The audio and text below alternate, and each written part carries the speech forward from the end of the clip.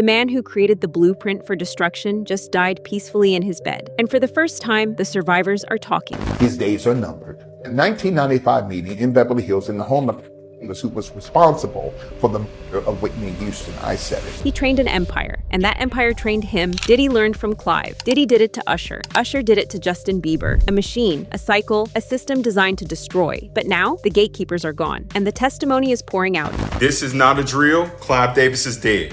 Right now, everybody line up, oldest to youngest. What happened? Get the biopics out now. He cannot hurt you anymore. He has no power over you. This is the story of how one man's legacy became a murder weapon, and how the people he broke are finally breaking their silence. Let me set the stage. Before there was Diddy, before there was the freak off, before there was Usher's trauma or Justin Bieber's descent, there was Clive Davis, a man who built an empire on the backs of black artists and left a trail of bodies and broken dreams in his wake. Clive Davis was the godfather of modern music. He discovered Whitney Houston at 19 years old in a nightclub called Sweetwater in 1983. On the surface, he became her mentor, her industry father, a guide, a wise man who understood the business. But what he really was? A predator with a business license. When they first worked together, it seemed perfect. Clive positioned himself as Whitney's savior. He shaped her self-titled debut album. It sold 25 million copies worldwide. The world thought Clive was a genius. The world was right. But genius and exploitation look the same when you're profiting off someone else's talent. Wisdom. Yeah. Wisdom, his know-how. For a lot of artists, I wanted the guidance. I wanted to know, what made a hit record, and what made me, special. That was Whitney, grateful, trusting, vulnerable. Everything a predator looks for. But here's what nobody tells you. The moment Whitney became more successful than Clive imagined, the moment she started thinking for herself, started wanting creative control, started wanting to collaborate with Michael Jackson, instead of being locked into Clive's vision, that's when the cage doors started closing. Clive didn't just manage Whitney, he controlled her. Every decision, every collaboration, every song. When Michael Jackson wanted to work with her, one of the greatest artists of all time, reaching out to another legend, Clive blocked it twice. Scheduling conflicts, he said. But the truth? Michael Jackson owned his masters. Michael Jackson had freedom, and Clive couldn't have Whitney catching ideas about freedom. Freedom is dangerous to someone like Clive. So instead, Clive sent Whitney to Detroit to record a duet with Aretha Franklin. Safe, controlled, profitable for Clive, but limiting for Whitney. This is how he operated. This is how he kept her in line. But Whitney wanted more. She fought back. And in 2001, she signed a $100 million deal with Arista Records Clive's label, $40 million upfront. Supposedly historic, supposedly a victory. It was a trap. The label never intended for Whitney to earn that money. They stopped promoting her albums. They blamed digital piracy for poor sales. They watched their best-selling artist, the woman who made them billions, flounder and struggle. And they were okay with it, because the longer Whitney struggled, the longer she owed them money, the longer she was locked in, $20 million in debt, a career stalled, a voice damaged by substance abuse from years of living under Clive's control. At that point, Whitney was worth more to them dead than alive. And there was a death clause in her contract, a clause that would allow the label to recoup their losses if she died. Think about that. They had literally written her death into the business plan. Well, you're a very small minority, because if you knew Whitney better, you knew she was not there to perform. Yeah. This was her favorite night of the year. She came out every year. This party was so part of her. But Whitney knew. She knew what was coming. After the first drowning attempt failed, yes, there was a first one. Whitney knew she was running out of time, and she had to make sure someone knew the truth, someone who could survive what came next. So, on February 11th, 2012, Whitney did something nobody expected. She went to visit Brandy on a movie set where Brandy was being interviewed. Clive Davis was there, and in front of everyone, Whitney gave Brandy a note, but not before she did something else. She called her daughter to hug Clive, a distraction, a tactical move. Enough time for Brandy to read whatever warning Whitney had written. Come see her.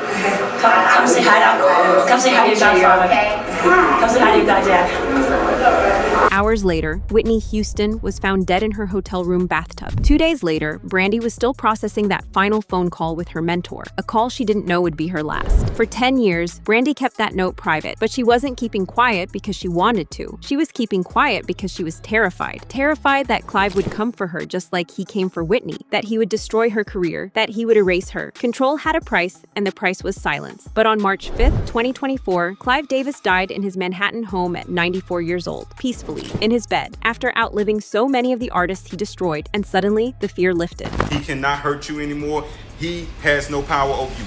Now, let's shift gears, because while Clive was busy destroying Whitney, he was also busy training his successor, and that successor was Sean Diddy Combs. Clive and Diddy met in 1994 when they formed a 50-50 joint venture that created Bad Boy Records. But this wasn't a simple business partnership. According to Suge Knight, Diddy had to pass an initiation, an egg test, a ritual abuse designed to prove he was strong enough, hard enough, broken enough to be part of the club. And once Diddy passed that test, once he was initiated into this system of exploitation and control, he did what every abused person eventually does. He became the abuser. This was the blueprint. This was the machine. Abuse the young artist, control them through trauma, use substances, use isolation, use manipulation, and once you've broken them, pass them along to the next predator who needs to initiate them further. In 1994, L.A. Reid made one of the most catastrophic decisions of his career. He introduced a 13-year-old Usher Raymond to Diddy, a teenager sent to New York to work with a man in his mid-20s, who was already known for the adult activities happening in his house. What was L.A. Reid thinking? How did that ever seem like a good idea? But it happened, and Usher was exposed to everything. Parties where you'd open a door and see somebody doing it, or several people in a room having the culture of excess, cocaine, alcohol. The freak-offs, a 13-year-old child in that environment. Listen to that. Listen to the way Usher is trying to convince us, and maybe himself, that he had control, that he could participate in these things and not be damaged by them. But he was 15 years old. What 15-year-old can consent to that? What 15-year-old can be introduced to cocaine and freak-offs and maintain agency? And it gets darker. Diddy's former bodyguard, Gene Deal, revealed that Diddy didn't just expose Usher to these parties. Diddy assaulted him multiple times, so severely on at least one occasion that Usher had to be sent to the hospital to get his manhole patched up because Diddy forced entry and tore it apart. You know, Puff sent this little kid to the hospital. How he sent her to the hospital? Man. This wasn't mentorship. This was the initiation ritual. This was the egg test. This was Diddy doing to Usher exactly what Clive had done to him, exactly what the system demanded, exactly what the blueprint required. Usher's mother, Janetta Patton, found out what was happening, and she did what any protective parent would do. She pulled her son out, she took him away from Diddy and gave him to Jermaine Dupri, a mentor who actually mentored him instead of destroying him. And Usher's career flourished. He became one of the biggest artists in the world, but the trauma remained. The silence remained. For decades, Usher stayed quiet about what Diddy did to him because Diddy had protection. He had his sugar daddy, Clive Davis. And if you spoke against Diddy, Clive would come for you. That's how the system worked. That's how it stayed in place. But now Usher is finally spilling everything. And here's where it gets devastating, because Usher didn't just survive the cycle, he perpetuated it. After Scooter Braun discovered Justin Bieber on YouTube and introduced him to Usher, Usher signed Justin to his label RBMG Records. And then Usher did something that he himself should have known was wrong. He introduced Justin to Diddy. As soon as you turn 16, you know what I'm saying? I'm gonna let you rock this every time you come in LA. Yeah, this gonna be yours. So every time you get 18, you get the house. Get the mansion. Okay. Yeah.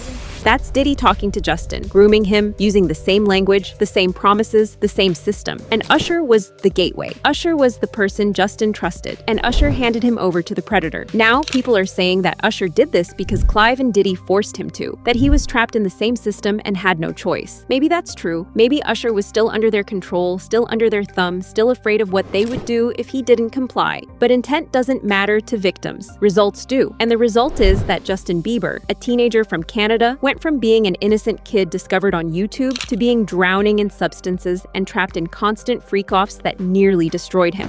You ain't been calling me and hanging out the way we used to hang out. Well, I mean, you try to get in contact with me, through all my, partners and whatnot. Mm-hmm. But you never really got my number, so. Right, okay. My number? Yeah. Listen to the manipulation in that. The way Diddy is making Justin feel like he's the one who's distant. Like Justin is the one who should be working to maintain the relationship. That's psychological manipulation. 101. That's a predator keeping his victim on the hook. And when Justin finally tried to distance himself, Diddy allegedly passed him along to other predators in the industry. The Game, Odell Beckham, videos went viral of Justin at parties, visibly intoxicated, being given drinks by older men, participating in sexual acts, a teenager being passed around like property. This is the legacy of Clive Davis. This is the blueprint he created. This is the machine that Diddy built and Usher fed into. Generation after generation of young artists. Generation after generation of exploitation. Generation after generation of trauma. But everything changes on March 5th, 2024. When Clive Davis dies, the fear dies with him, and suddenly, people start talking. Usher is asked to reflect on his experience, and for the first time in decades, he's honest. He admits what happened. He admits what Diddy did to him. He admits that he was terrified of speaking out, terrified of retribution, terrified of what Diddy's protector would do. Dad, now, would you ever send your kid to Puffy camp?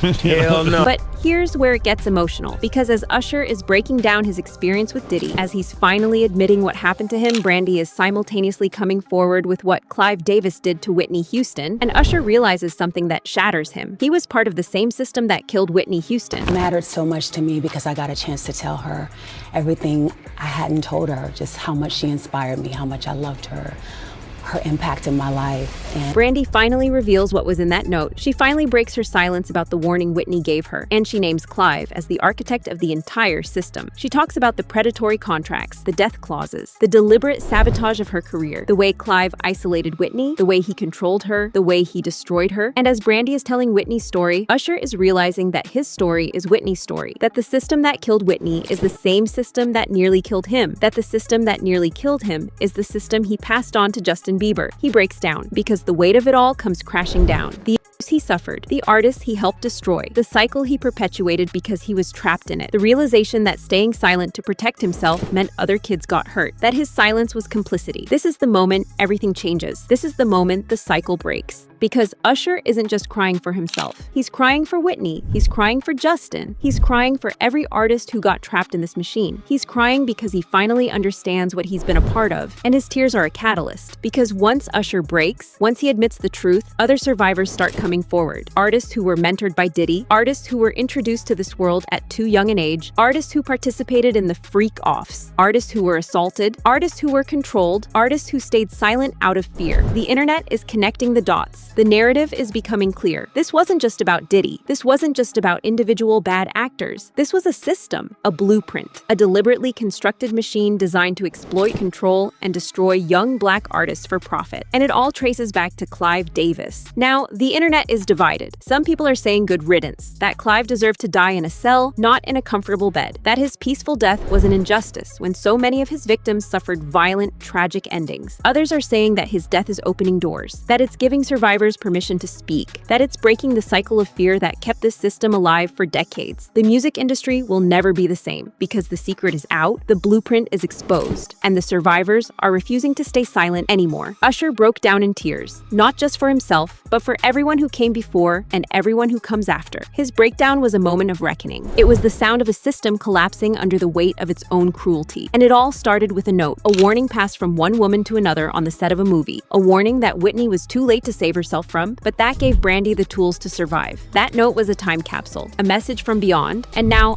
finally, the world is reading it. The question now isn't whether the music industry will change. The question is whether it will survive the reckoning that's coming. Because once the survivors start talking, there's no going back. Once the blueprint is exposed, it can't be used the same way again. Once the system is named, it can be dismantled. Clive Davis is dead, but his legacy is being excavated, examined, and exposed in real time. And every artist who suffered under his system, every Whitney, every Usher, every Justin is finally getting their voice back.